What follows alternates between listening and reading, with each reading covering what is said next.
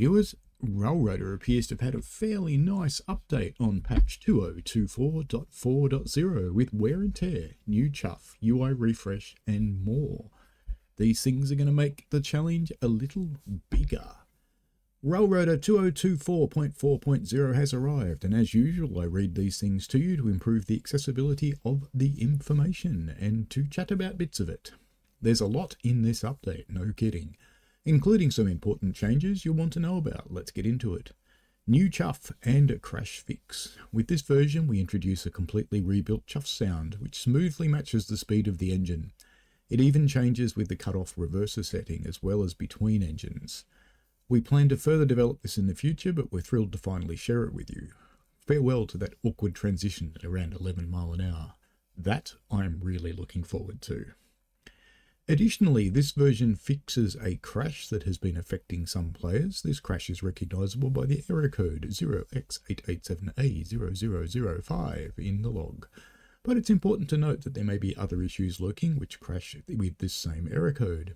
If you encounter a crash with this new version, please try to get a sense of how frequently it occurs and if it is improved by using different quality settings before reporting it. Wear and tear, and we can see there's a new overhaul destination. So there's repair destination and overhaul. Maintenance is a huge part of running a railroad. With 2024.4.0, we're bringing some significant changes to equipment wear and maintenance. This has three components: regular wear and tear, overhauls, and repair parts. Since launch, equipment has taken damage from hard coupling, derailments, and taking curve too fast. Now every mile on the road will take its toll on your cars and engines will take more wear the harder they run. You'll see a maximum of 5% damage every 100 miles. A minimum of 5% damage every 100 miles. A well-crewed repair shop will be able to keep your engines in good condition if you keep them in a roundhouse or shed when they're not on duty. But over time, the miles have a deeper impact that routine maintenance can't address, limiting the shop's ability to fully repair equipment. However, performing an overhaul by setting a specific overhaul repair destination will instruct the shop crew to take time for those deeper repairs, bringing your equipment back to top condition. We recommend an overhaul every 1,000 miles. This is quite realistic for a steam railway. I hope it's less for diesels though.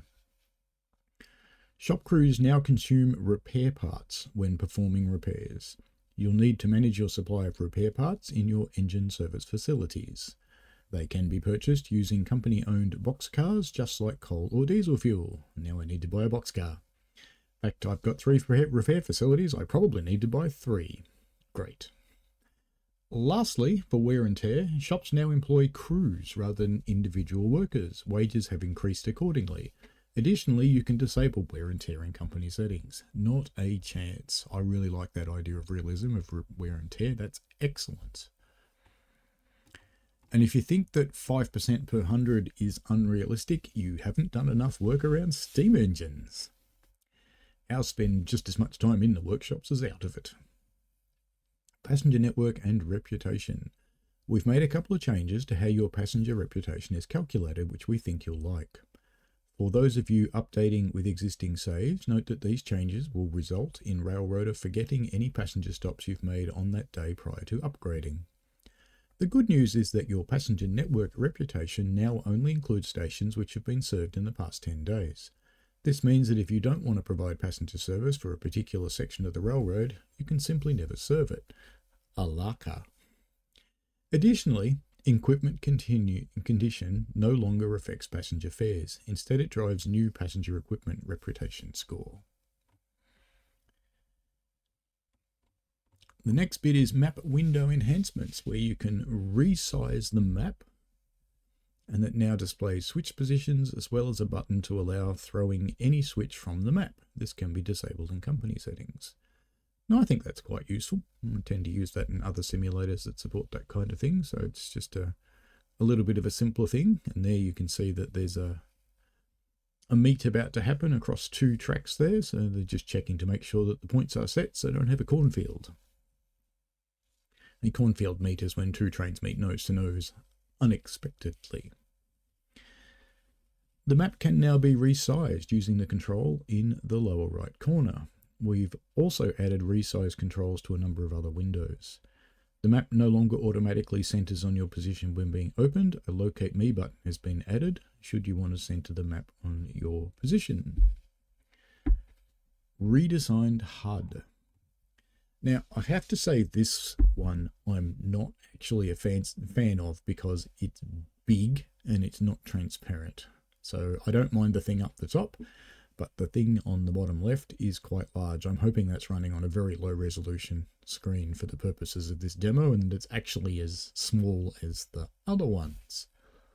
So what they have done though is they've changed the way the controls work. So you can see that you can move between yard mode and manual mode and road mode more simply without having to open another screen. So it's all on the one thing now rather than having the inspector open as needed. I still think, unless there's a quick way to select locomotives, you'll still end up in the inspector as you're roving around the network, because if you're anything like me and you're running single player, you're running 4 or 5 trains at the same time. The on-screen selection engine controls have been redesigned, and you can now choose between manual, AI road and AI yard modes within the HUD, as well as perform AI commands without needing to open the inspector. Other UI changes. There's a new way to close windows, the backspace key. This took us some getting used to, but we love being able to open the pause menu and save the game without having to close all the windows first. Yeah, it's a bit annoying having to close all the other windows. You can recall the last selected engine with X, or cycle between favourite engines with Shift X. Remember that engines can be favorited in the engine roster window. So that'd be good actually, because it means you can just flip around when you're using whichever ones. You just mark them as favourite, and you don't need to open the inspector anymore. That's quite handy.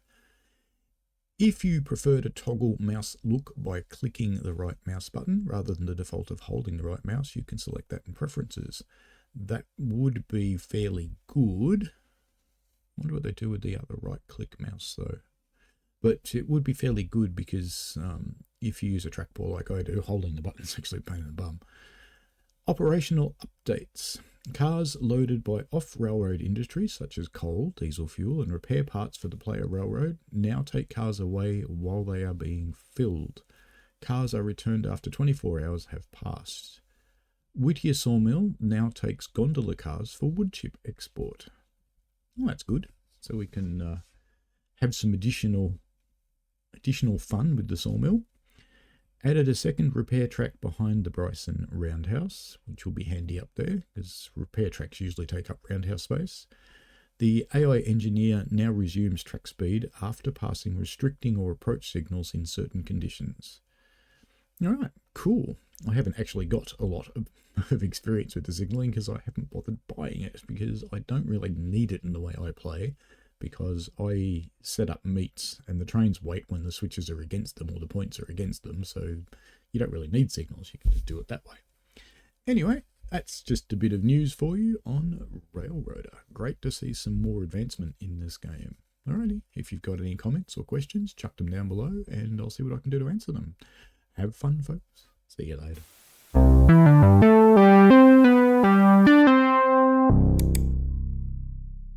We played a game.